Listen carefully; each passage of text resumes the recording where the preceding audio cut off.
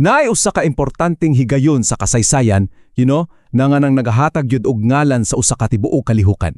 Karon, atong paminawon ng istorya luyo sa usa ka maisugon kaayo nga baruganan na milanog sa gatusan ka tuig.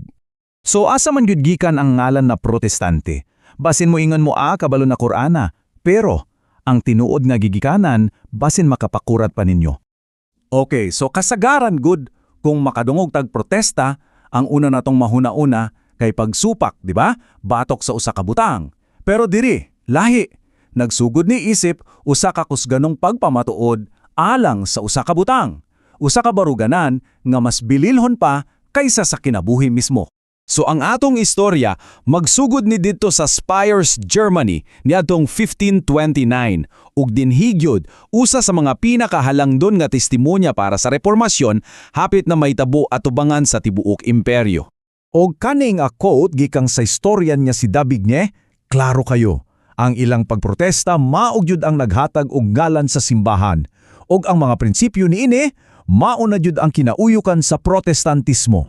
Pero kadyot sa wala pa nanginang na mahitabo ang sitwasyon para sa reformasyon, grabe kang ngit og makahadlok.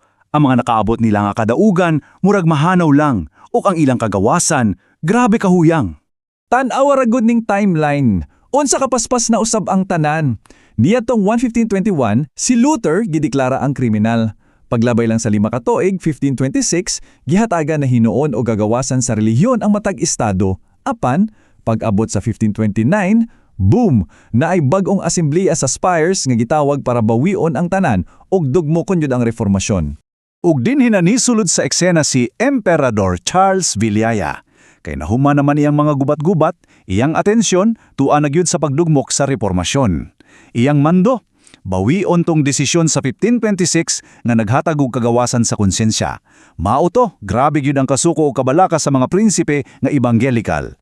So tungod ana, naabot sila sa usa ka imposible jud nga pagpili. Gipresenta sa ilaha ang usa ka kompromiso nga sa paminaw okay ra, pero sa tinuod lang, litag di ay. So unsa maning kompromiso kunuhay? Ingon na ni. Sa mga lugar diin wala pa ang reformasyon, ang Edict of Worms batok kang Luther hugot jud nga ipatuman. Sa mga lugar diin naa ang reformasyon, dito na ang problema. Bawal na ang bagong reforma, bawal supako ng misa, ug ang pinakagrabe, bawal na mudawat og mga bagong miyembro sa ilang pagtuo. Essentially, gifreeze sila.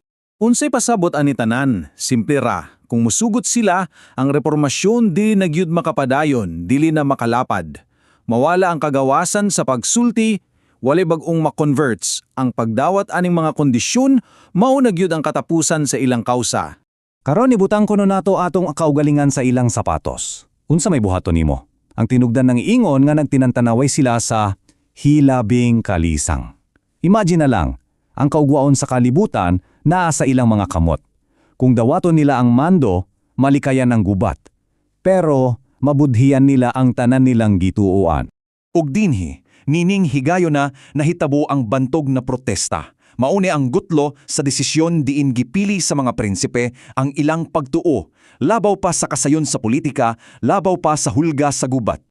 Og ang ilang tubag, grabe kagamhanan. Atong isalikway kini nga mando, mao nagsulti sa mga prinsipe. Sa mga butang sa konsensya, ang majority walay gahom. Wow! Mao na gyud na ang kinauyukan sa ilang baruganan. So unsa may ilang sunod nga gibuhat, nag-apelar sila, pero dili lang sa mas taas nga korte. Ang ilang apelar milapas pa sa emperador o sa asembleya. Gikan sa report sa Diet, mi-apelar silang ngadto sa pulong sa Dios. O gikan kang Emperador Charles, mi-apelar silang ngadto kang Jesu Kristo, ang hari sa tanang hari. Didto sila nang ngayo og hustisya. Og anya gyud ang mga pulong na ilang gilitok. Kining solemne nga deklarasyon. Kami nagaprotesta nga kami, para sa amon og sa among katawahan, dili mo uyon o musunod sa bisan unsa nga paagi, sa gisugyot nga mando, sa bisan unsa nga supak sa Dios, sa iyang balangan nga pulong, og sa among matarong nga konsensya. Dinhi, nining mga pulong nga, natawo ang ngalan sa protestante. So kining nahitabo, dili lang kay usa ka political nga lihok ha, nag-establisar ni og mga pundasyon, mga prinsipyo nga mabuhi og mulanog pa sa gatusan ka tuig. O pwede nato i-summarize ang ilang baruganan sa duha ka importanteng prinsipyo. Una, Ang gahom sa konsyensya, labaw pa sa gobyerno kung hisgutan na ang mga butang nga balaan, o ikaduha, ang otoridad sa pulong sa Dios mas taas pa kaysa otoridad sa bisang unsang simbahan o institusyon dinhi sa yuta. Sa atong paag, ang protesta sa Spires usa ka solemne kaayo nga pagsaksi.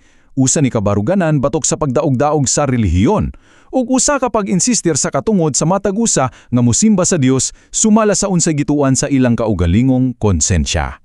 Ug kini magdala kanato sa usa ka katapusang pangutana nga para sa tanan tawo. Unsa nga mga ideya, unsa nga mga prinsipyo ang andam nimong isugal ang tanan, imong posisyon, imong bahandi, bisan pa ang imong kinabuhi.